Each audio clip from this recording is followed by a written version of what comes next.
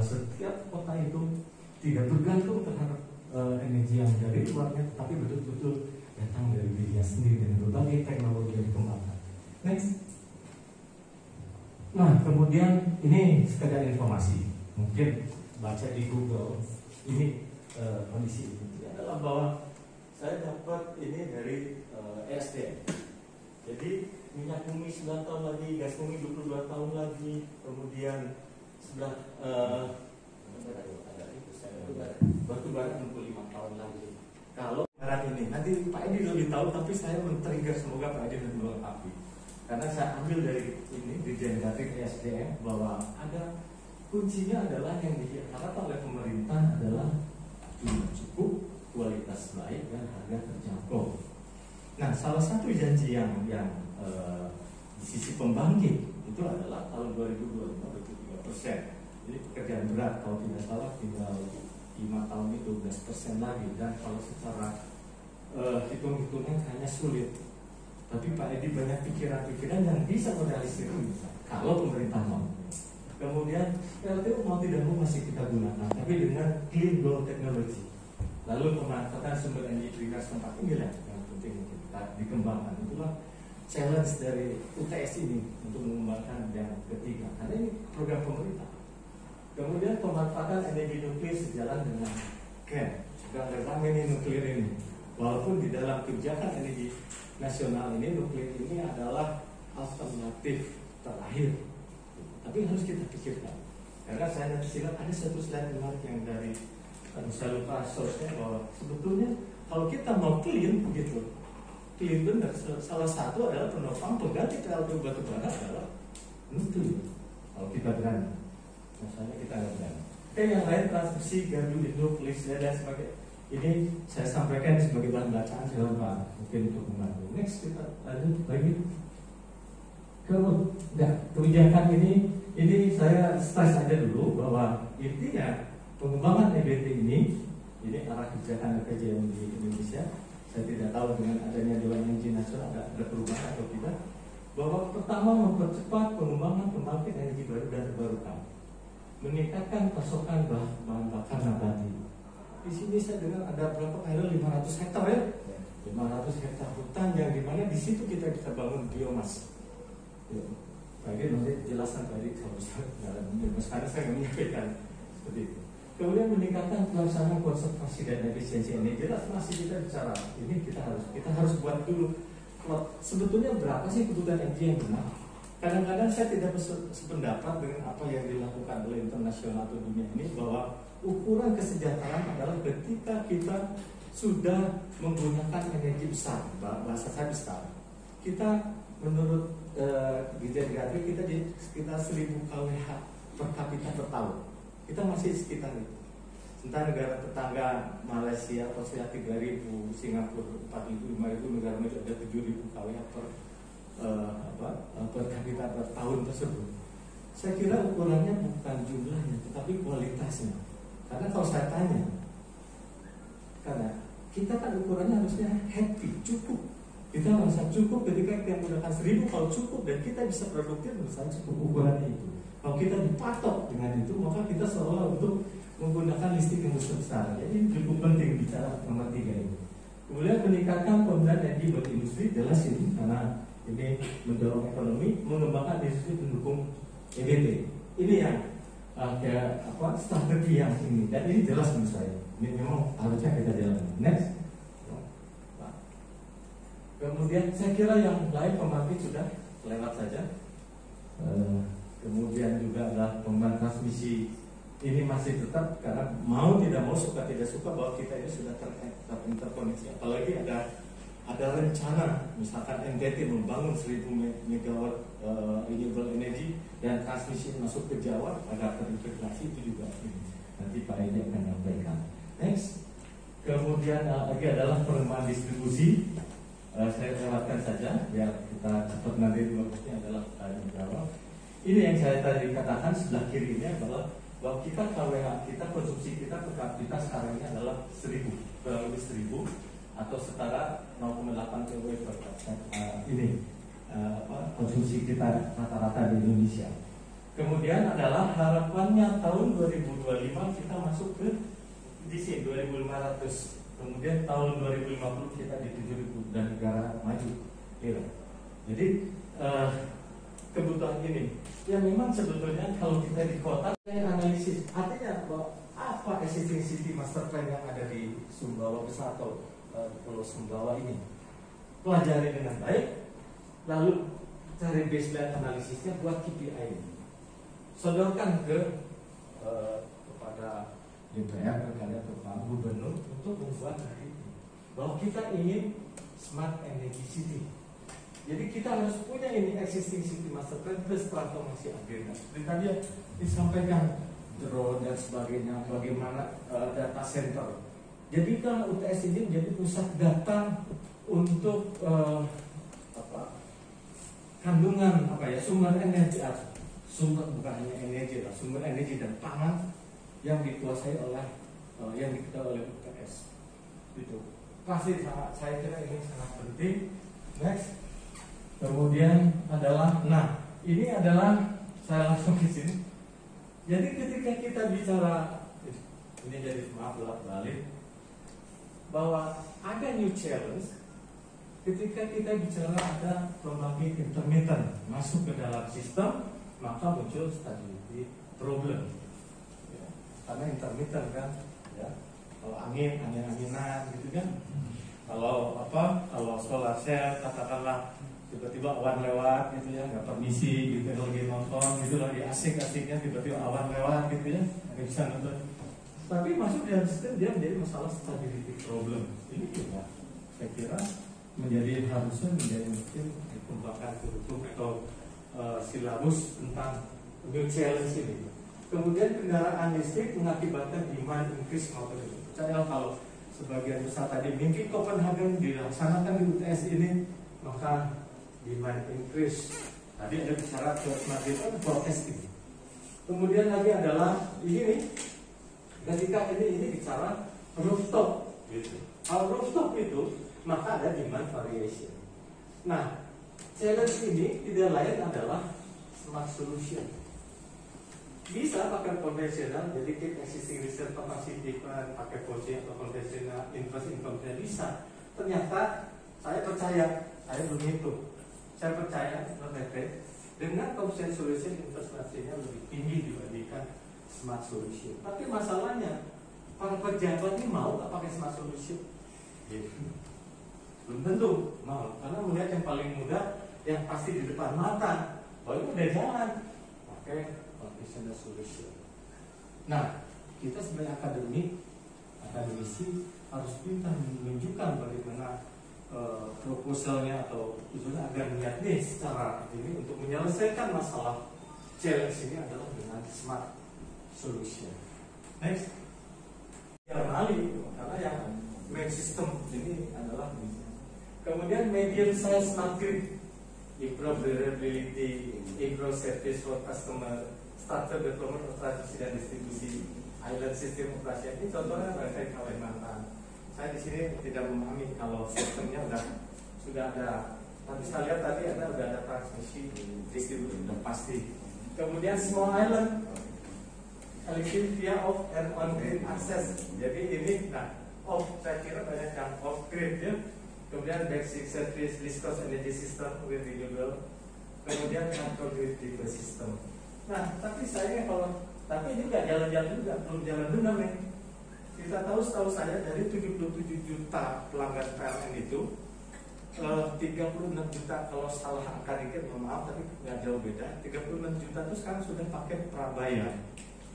2 juta itu pakai AMR, belum secerdas yang AMR. Jadi ada potensi 39 juta masih analog. Nah itu harusnya ini tantangan. Itu aja belum diselesaikan. Jadi kadang-kadang kita mau masuk ke dalam sistem karena meter itu kan penting, transaksi kan itu yang penting, transaksi itu harus benar dulu gitu. Ya. Kemarin ini bisa jadi 1, 5 gitu ya. Karena ini bicara ini perannya penting, teknologi informasi dan komunikasi, jadi aspeknya harus kita pelajari. Di sini bagusnya apa? Saya kesel di sini masuk sini. Kenapa? Entry nggak ada. Kesel saya. Atau ada ke tempat entry nggak pakai saya entry. Jadi salah satu kita harus pahami tentang infrastruktur komunikasinya. Kemudian ini penting. Pak Hairul banyak cerita tentang pendekatan hukum, ya beda di sini dengan ini. Apalagi bicara ngomong smart grid, ya. Kemudian aspek ekonomis pasti kita, tapi ini harus ditunjang di sini. Kalau udah di sininya udah bagus, dengan mudah kita menghitung aspek ekonomi dan bisnis. Dan terakhir pasti aspek regulasi. Dan dengan ini saya ingin mendorong UTS ini. Jadi dengan aspek ini kaji wilayah ini, submit kepada Bapedangnya ke ini. Jadi kelihatan ini saya UTS ini salah satu bintang yang harus mengembangkan, yang bisa mengembangkan wilayahnya. Saya kira itu saja yang bisa saya sampaikan. Ilmunya di luar lebih banyak daripada dikuasai dosen misalnya. Terus pertanyaan saya sekarang, saya akan mengajukan 3 pertanyaan. Yang pertama, apa yang Anda pikir setelah Anda selesai sekolah? Maaf ini bukan buat yang dosen ya. Apa yang Anda pikir setelah selesai sekolah? Prioritas apa? 1, mencari jodoh. 2, mencari pekerjaan. 3, mencari uang. Yang mana dari 3 itu? Mayoritas yang mana? Yang memilih nomor 1 siapa?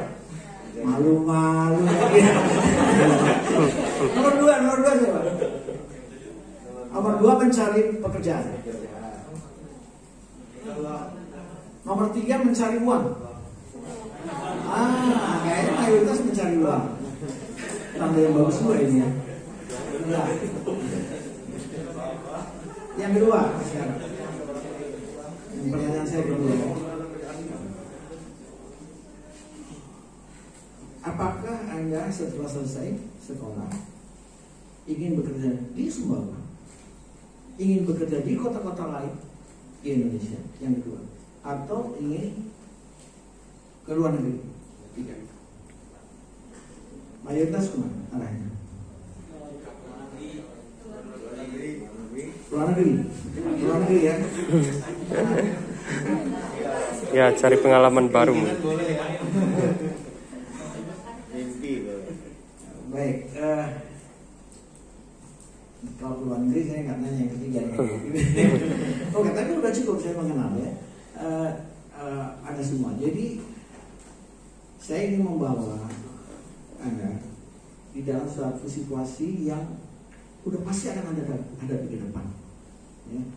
Karena di masa depan yang ada adalah ketidakpastian. Ya. Jadi kalau dulu zaman saya masih muda, itu udah pasti masuk ITB pasti cari pekerjaan. Lulus ITB cari pekerjaan di pegawai negeri atau BUMN, insya Allah dapat yang top. Jodoh juga pasti dapat tuh Pak. Jodoh belum lulus sudah ditawar-tawarin.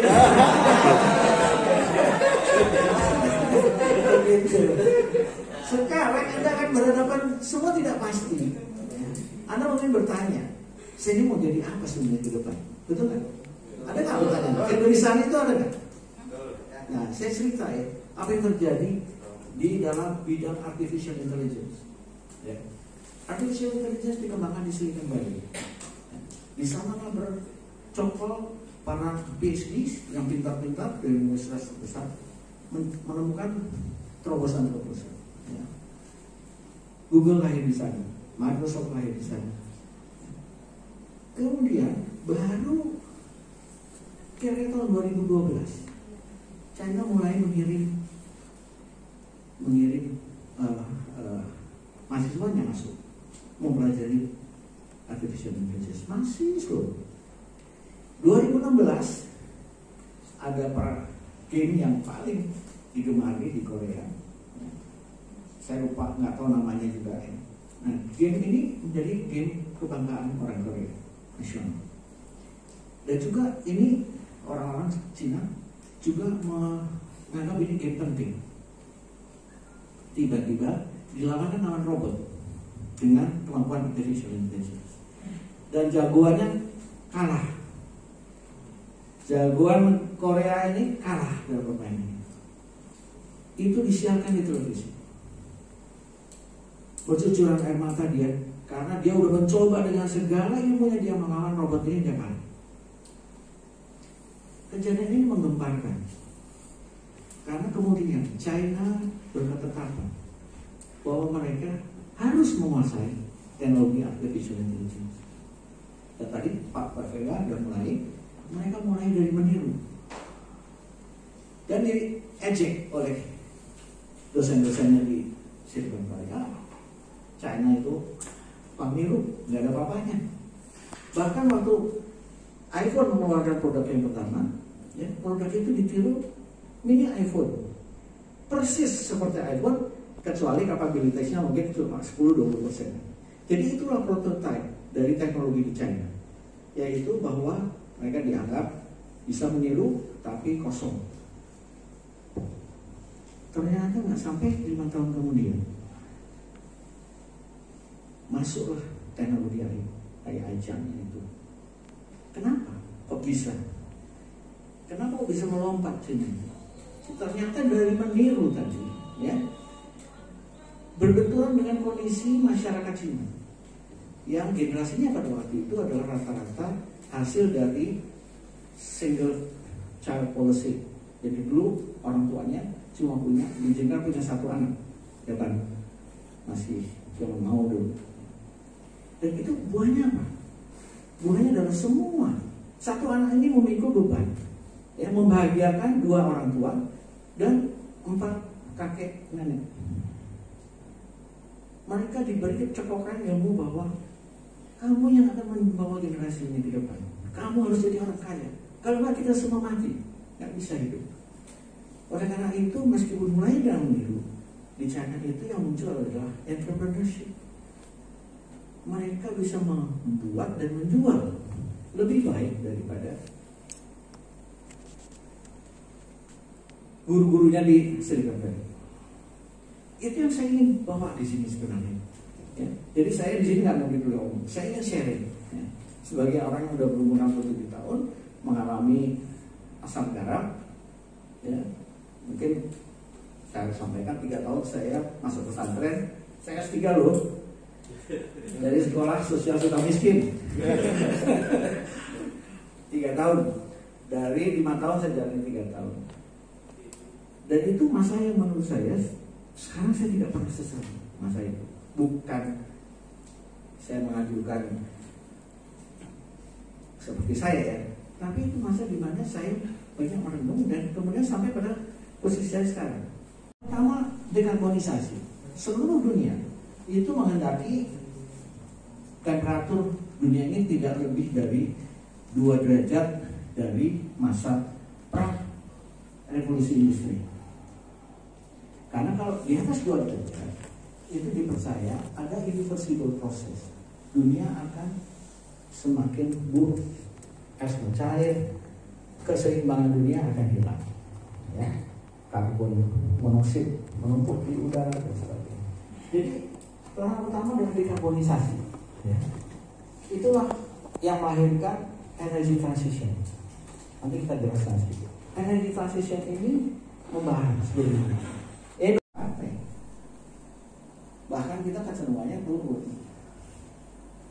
Begitu frustasinya sehingga waktu saya menghadapi masalah besar banyak kali ini jadi dari kajian.